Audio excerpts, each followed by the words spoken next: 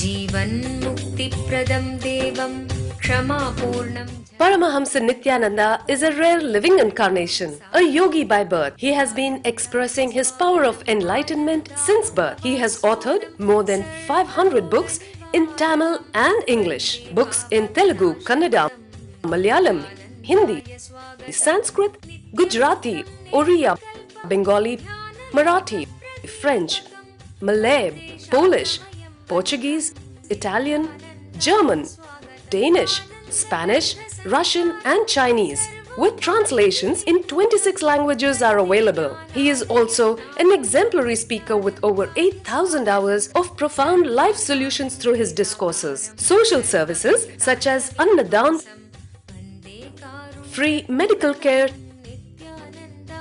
free educational services, ashrams, schools, temples, hospitals established in more than 140 places around the world offer exceptional services. A powerful spiritual healer who has healed millions of people of diseases from migraine to cancer.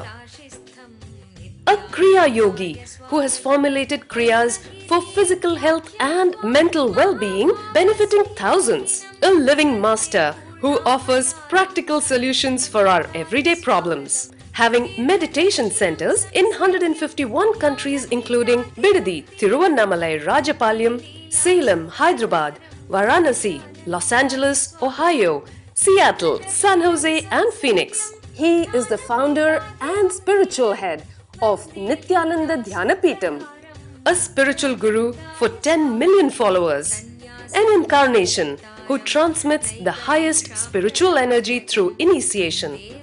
A contemporary yogi who has revived the Vedic science of yoga worldwide through thousands of yoga centers. Adept in Ashtamahasiddhis, mystical yogic powers, he has effortlessly awakened the Kundalini of thousands, gracing them with spiritual powers. A spiritual powerhouse who has revived the sacred Vedic tradition by establishing Vedic temples worldwide in places like Los Angeles, San Jose, Seattle, Toronto, Ohio, Oklahoma, Phoenix, St. Louis, Malaysia, Brazil, Paris, Guadeloupe, Dallas, New York, New Jersey, Atlanta, Calgary, Vancouver, Singapore, and places like Bangalore, Hyderabad and Tiruvannamalai in India. A dynamic young guru who is an inspiration to thousands of youngsters. India's most watched spiritual guru online. A beacon of spiritual light who has triumphed over the forces of religious terrorism and political persecution. Paramahamsa Nityananda is an eternal Kalpataru, blessing the world with the boons of material abundance and spiritual enlightenment.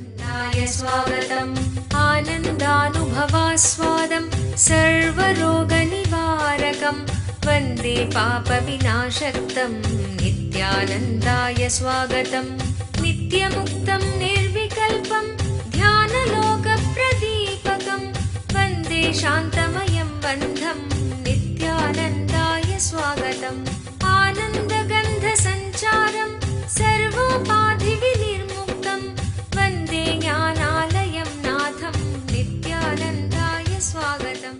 Today is March 3rd. Jivan Mukti Jayanti. Exactly 3 years before I released the Jivan Mukti book, and now the book is presently available in 23 languages and sold more than 1 million copies.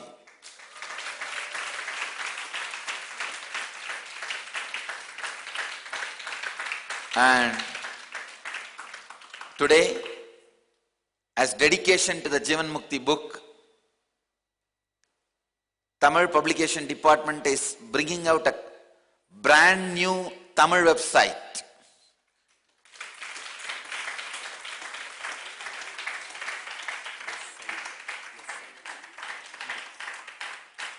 I'm inaugurating the Tamil website.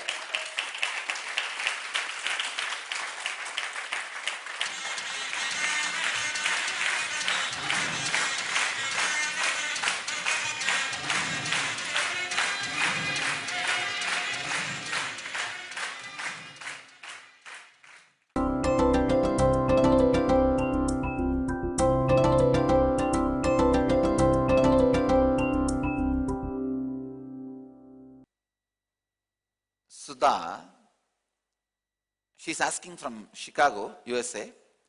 What are the 3 main steps a parents can do at home to groom the child in Vedic way? How to choose the schools for my child? Sudha, if you are honest, you know you don't have much options in USA. If you are really sincere and honest, I'll give you 3 steps. First step, book a ticket to Bidadi. Second step, admit the child in Gurukul. Third step, don't come back again for the next 7 years.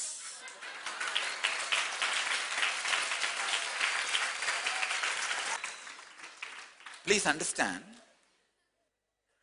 No, really. See, Vasishta in Vasishta Gurukula, Dasaratha and Kaushalya and Kaikeyi and Sumatra, all 4 of them are too attached to their 4 kids. Even in imagination, I have never seen the better imagination than Ramayanam family. God. What a cultured people. The Raghuvamshis, the Suryavamshis. Chandravanshis are the dirtiest people on the planet Earth. The Suryavanshis are the best people on the planet Earth. So naturally these guys are stable family people. See, people of stable family. The love was so strong. Dasaratha and the parents, they were not able to handle when the kids went to Gurukul with Vasishta. But as a law, they have to go to the Gurukul to study. You will be shocked. 7 years, Vasishta did not allow the parents to see the kids even once. And Dasaratha is supposed to be the king. He can straight enter into the Gurukul and see the kids. But those kings are nice people, not the third-rate, cheap Sun TV journalist. Straight, he could have entered. No. Finally, once they are not able to control. So, Dasaratha goes to Vasishta Gurukul in the name of donating 1,000 cows.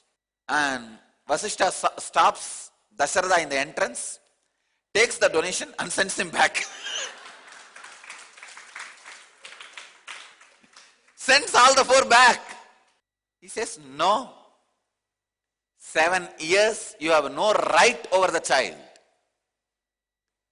Between 7 to 14, child should not see parents. That is the, you see, either go to this extreme. They should completely grow with you. You also behave like a guru.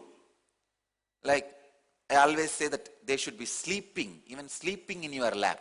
Go to that. Because now the Gurukuls are not available, I am giving you that option. But if you are really authentic, see, if you are honest about your child's future, go for this option. Let it sleep in your lap and you personally groom. Stop going for job. If you want to go for a job, why did you give birth to a child? See, I am very clear about my life. I have too much of work. So I have decided no kids, no marriage in my life. Same way, if you think you have too much of work, then why did you get married? Why did you give birth to a child? Why are you wasting somebody else's life? You work, make money, have a vacation, go and lie down in any beach you want. Enjoy. The problem is without capacity, you are trying to play all the dimensions. Just because you can get pregnant and deliver a child, don't think you can become a mother. Just because you can do dash, dash, dash, don't think you can become a father.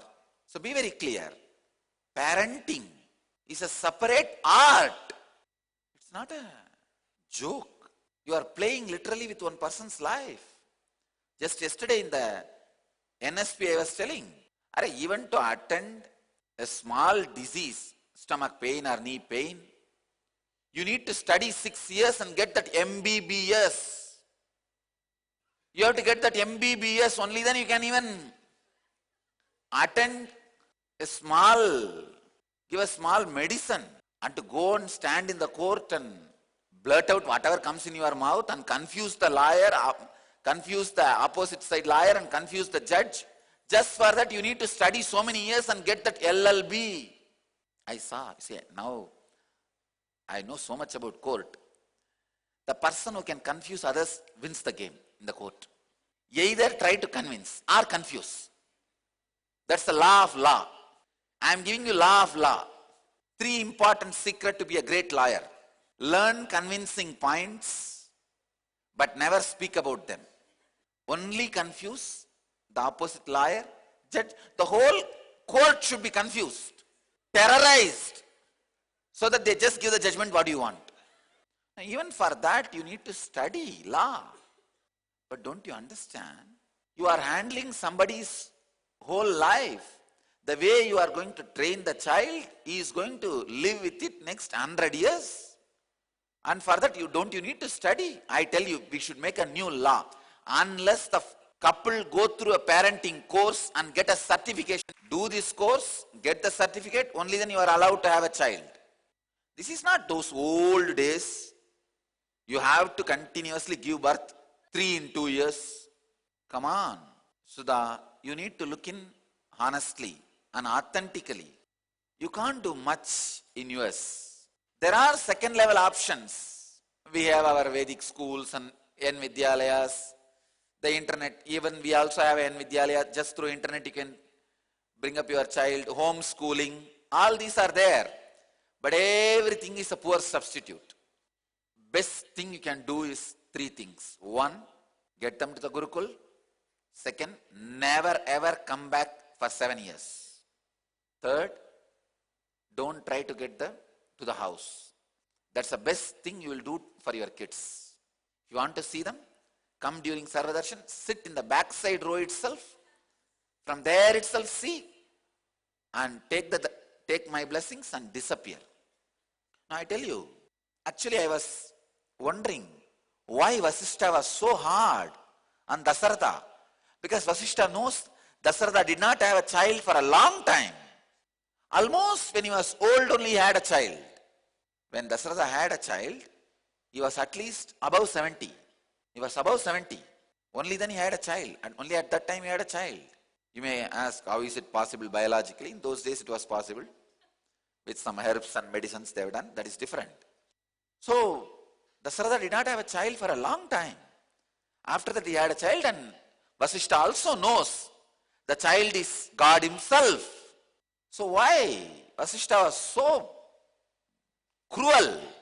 That's the right word. Cruel for Dasaratha. I went through Manusmriti. Then I saw that 7 years, if they are completely with the master, the whole bio-memory becomes master's bio-memory. The parents' bio-memory doesn't get into the system. The disconnection happens. So child becomes completely new and alive. That is the reason. Even in our Gurukula, I insist that they spend less time in their homes and less time with their parents. See, if they want their inheritors, then they can keep them in the house itself, bring them up just like you, or bring them down just like you.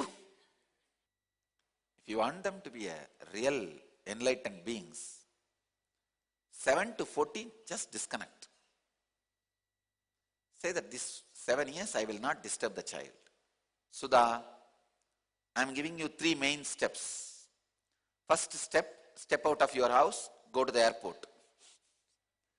Second, put the child in the Gurukul. Third, don't come back for 7 years to see the child. You can come back to see me, but not the child. Even if you come with 1,000 cows, I'll stand in the welcome center itself, take the 1,000 cows and send you back. As Vasishtha did. Samar Jain is asking, Swamiji, in yesterday's satsang, I loved the way you compared decision making to a workout. I enjoy taking challenges, but frequently get stressed out in the process. Is this stress healthy, like the sweet pain we get after a workout? First thing, I wanted to make it very clear. Any stress is healthy when you accept stress. Please understand, stress is unhealthy only when you have the concept you may bust at some point. If you feel, if you believe, if I accumulate more and more stress, at some point I may bust. No. Stress is disease based on belief. If you are very clear, no amount of stress is going to make you bust. Stress is not like a steam, understand? See, you visualize stress is like a steam. More steam, more steam, more steam. One day the boiler will explode. No. Every night when you sleep, boiler is emptied again. Every sleep is a stress buster. So how much you can build within one day? Nothing. You are not that intelligent. Even your stress building level is only mediocre level. Understand? It is wrong. Ideas about stress needs to be bust first. Stress busting is nothing but busting the wrong ideas you carry about stress. I wanted to make it very clear. These are all called modern day scientific myths. Myths from the psychology, superstitions from psychiatry, superstitions promoted by Sigmund Freud and Jung. Sigmund Freud and Jung are the most superstitious people on the planet Earth. Unfortunately, got the media attention, that's all. Just one of my ordinary brahmachari can talk more scientifically than Sigmund Freud and Jung. I call him junk, usually. Spelling is same, of course content is also same.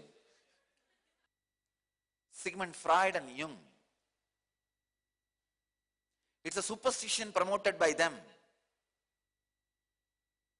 The other day I was reading an article. There is one church which gives you the receipt for the money you give, and they believe if all the receipts are kept along with you when you are buried, when you go there to the heaven, you can use this receipt to have a luxury suit.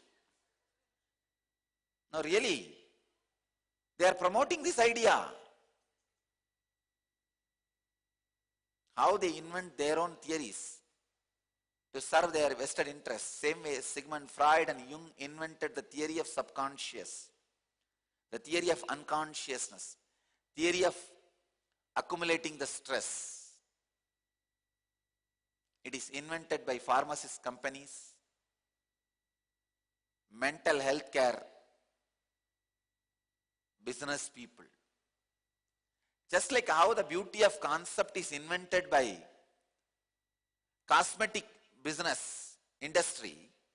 See, the cosmetics industry created the concept of beauty and go on maintaining it continuously by that idiotic beauty contest. I tell you, I am defining you the beauty. Beauty is the feeling you carry when somebody appreciates you. Please understand. I am defining in the mundane level, not in the spiritual level. I am defining in the mundane level. Beauty is the feeling you carry when somebody appreciates you. Means if somebody says, "Oh, you look great," then the feeling you carry is beauty for you. And same way, when you make somebody else to have that same feeling about them, in them, it is beauty for that person. Please understand. Beauty idea, the concept of beauty is nothing but give and take. You scratch my back, I scratch your back. You say I am beautiful, I will say you are beautiful. That's all. There is no such thing as standard scale. But this cosmetics industry creates the concept of beauty and keeps it alive continuously. What is actually beauty? Nothing. Just the ideas promoted widely. That's all. There's nothing else called beauty. Even if somebody is so beautiful, all right, you are lost in that person. You can't drink one cup of tea through that mouth. Don't you understand?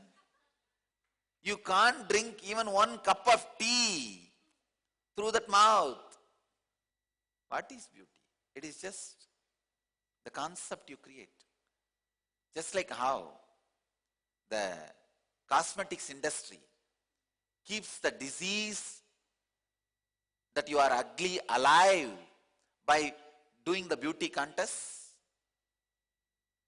Same way, the mental health care industry keeps the idea that if you are stressed, you will be sick alive to keep their industry alive.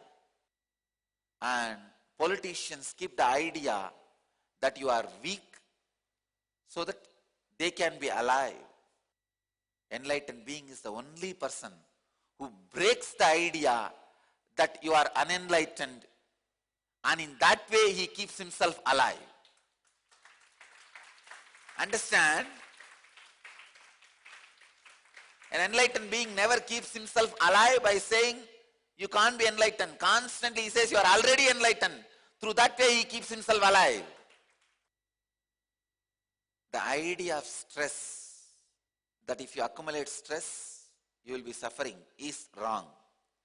Understand, your ideas about stress need to be bust first. The moment you understand this, the pain will really become sweet pain, and after that, even in the sweet pain, the pain will disappear, just only the sweetness will remain. Pain becomes sweet pain, and in the sweet pain, pain disappears and sweet remains. So, continue to make decisions. Continuously take challenges. It's like today you lift 10 kg, and once your muscles are built, then you will be able to lift 20 kg. Same way, take the decisions to exhaust your confidence.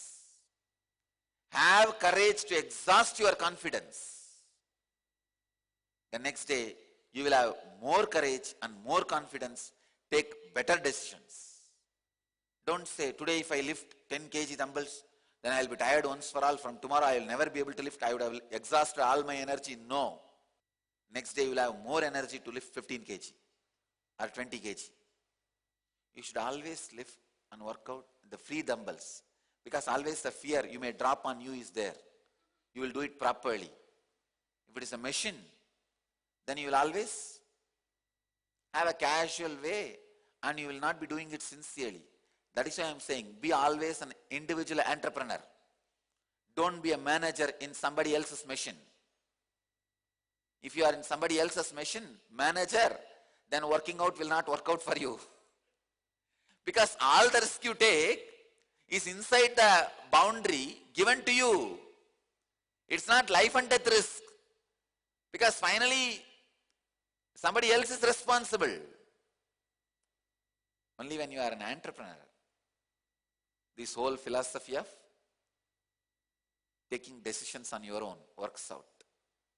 Working out in the machine is like you being a part of some company and doing this game. Working out with dumbbells means you being responsible for yourself completely. That is why with dumbbells you will always be able to only lift less weight. With machine you will lift more weight. The reason is you feel safe, secured. But the challenge of life is in the game of insecurity. Today all our temples and ashrams and centers should keep the Jivan Mukti book and do puja to it. Worship it. Understand, Jivan Mukti is not just a book, it is a spiritual science. So it is directly the Padukas of Shiva, Mahadeva. Whenever you hold the Jivan Mukti book, please understand you are holding Shiva's feet. It can always lift you to the higher consciousness.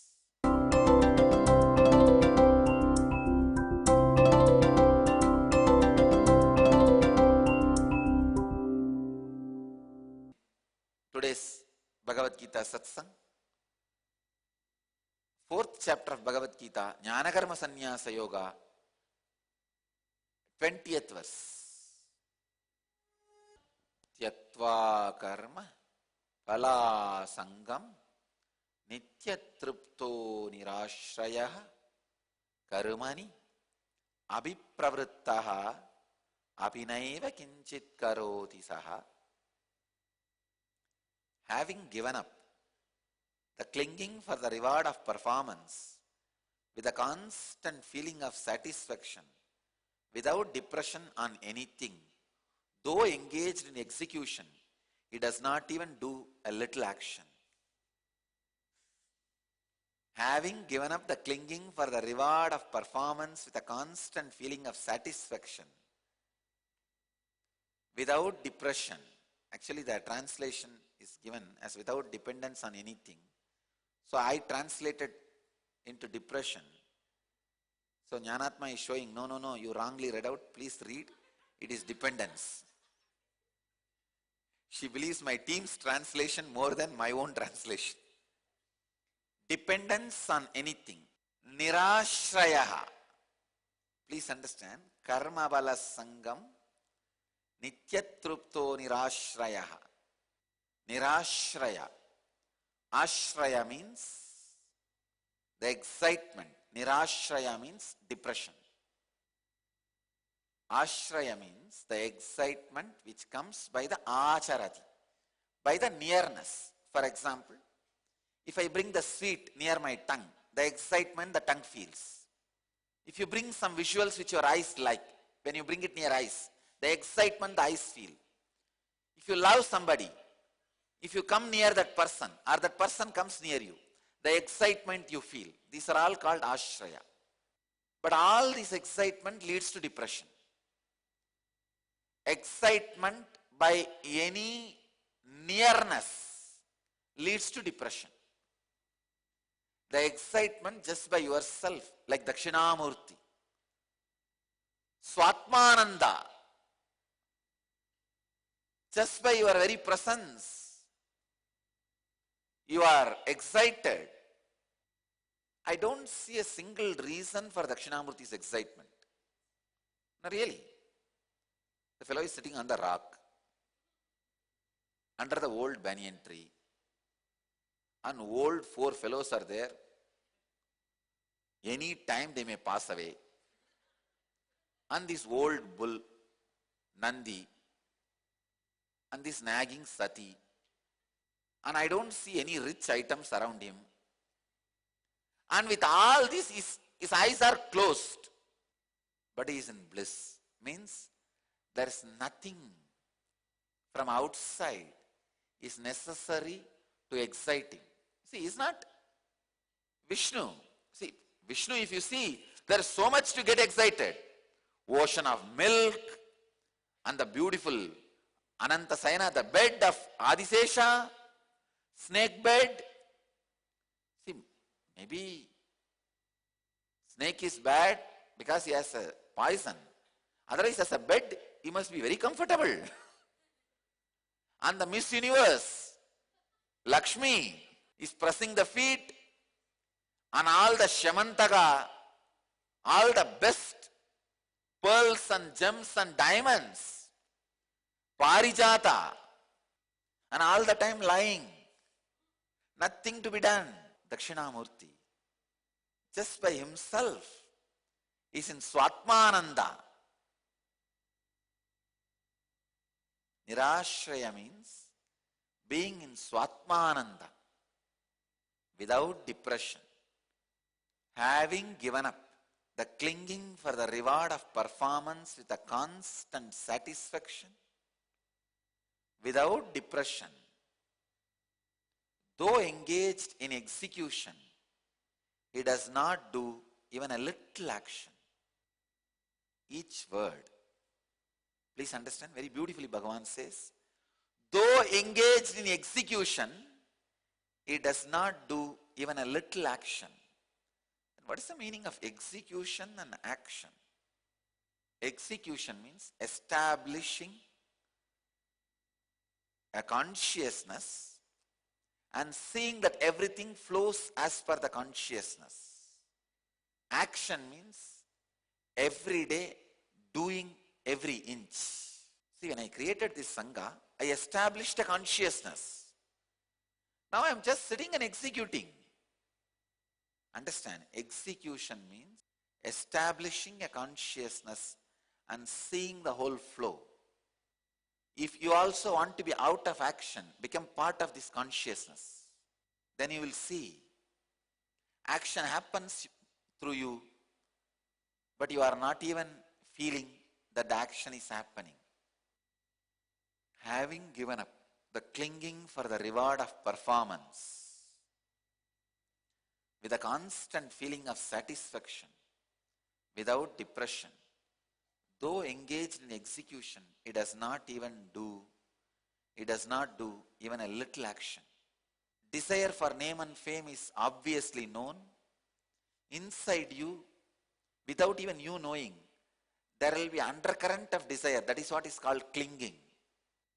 People can give up their desire for name and fame if they are assured for that they will be praised later on. That is what is called clinging. Bhagavan is going to the depth of your mind. He says, clinging for the reward of performance, with a constant feeling of satisfaction, fulfilled, without depression, though engaged in execution, he does not even do a little action. Means he's just there in ecstasy. No action touches him. He's not touched by any action. Understand, executing without feeling you are acting is the quality of a leader. Get the Jivan Mukti book. In Tamil also. Tamil, Spanish, all the language. Whatever hard copy is available, get it.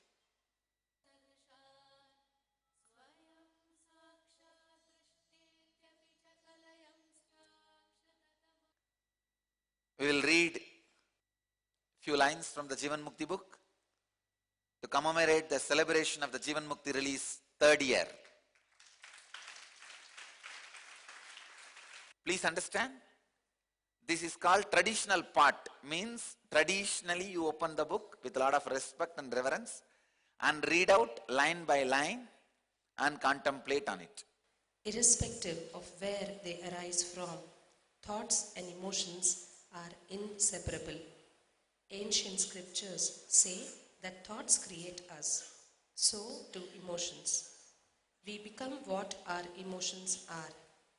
Managing our emotions is crucial to transforming our lives. What is love? Whenever we look at something, the first thing we do is to calculate what we can get from it. It can be a person or an object, that doesn't matter. Our thoughts start functioning either through fear or through greed to calculate what there is in the situation for us. Our attention is centered on that object or person. Is it possible to turn our attention towards our own inner space and ask, what can I contribute? What can I add? How can I enrich others? If the process is only to ask, what can I get out of it? Then it is driven by lust. If the process asks, how can I enrich it? It is driven by love. Lust is an energy that demands. Love is an energy that gives. To tell you honestly, it is very difficult to define love exactly. Mere words cannot express it precisely. I am trying to use a few words here. and there so that some words will click within you. Love is an intense experience in one's inner space. Many of us think love is a choice. We think experience and expression of love are a choice. We think that if we want to, we can handle love. Otherwise, we can let it go. No, it is not a choice as we think. It is a basic necessity of life. When I say life, I don't mean just breathing and staying alive. I mean being alive at the innermost being level as a live consciousness. If you can express love, If you can experience love, that is the only way of being alive as a consciousness. If you don't experience and express love, you may inhale and exhale, but you can't say you are a live being. There are so many animals, plants, and other things that breathe day in and day out. You will continue to exist like them, that's all. Contemplate on this one point. Let the Kundalini energy in you all be intensely awakened and make this one truth as experience in you, transforming your lust into love, overflowing love. Let this one experience happen in all of you.